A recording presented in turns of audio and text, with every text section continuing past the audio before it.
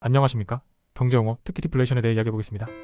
디플레이션은 일반적으로 물가가 지속적으로 하락하는 현상을 말합니다. 하지만 경제용어를 들었다고 해서 바로 이해하기는 쉽지 않죠. 그래서 간단한 예를 들어 설명해 드리겠습니다. 디플레이션을 설명하기 위해 가상의 사탕 공장 이야기를 해볼까 합니다. 이 사탕 공장이 있는 마을에서는 사람들이 사탕을 매우 좋아합니다. 그런데 어느 날부터 사람들이 돈을 쓰지 않고 저축을 하기 시작했습니다. 마을 사람들이 사탕을 적게 사면 사탕 공장은 수익이 줄어들겠죠. 그래서 공장은 사탕 가격을 점점 낮추기 시작합니다. 이것이 바로 디플레이션입니다. 사람들이 돈을 쓰지 않아 물건의 가격이 계속해서 떨어지는 현상입니다. 처음에는 사탕 가격이 떨어져 좋아 보일 수 있지만 이것이 지속되면 사탕 공장이 유지할 수 없습니다.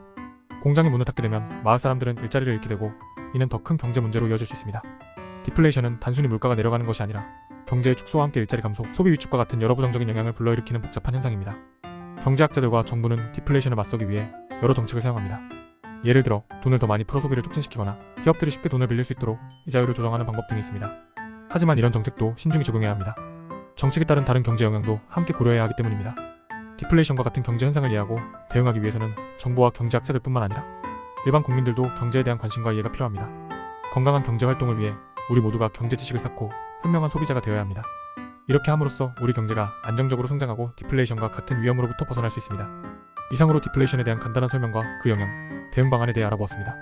경제 현상은 때때로 복잡하고 어려울 수 있지만 우리 일상생활과 밀접하게 연결되어 있습니다. 디플레이션을 포함한 경제 이슈에 대해 지속적인 관심을 가지고 보다 깊이 이해함으로써 우리는 더 나은 경제적 결정을 내릴 수 있습니다. 경제적 혼란의 시기에도 끄떡없는 강인한 경제 구조를 만들어가는 데 여러분들의 이해와 참여가 중요합니다. 감사합니다.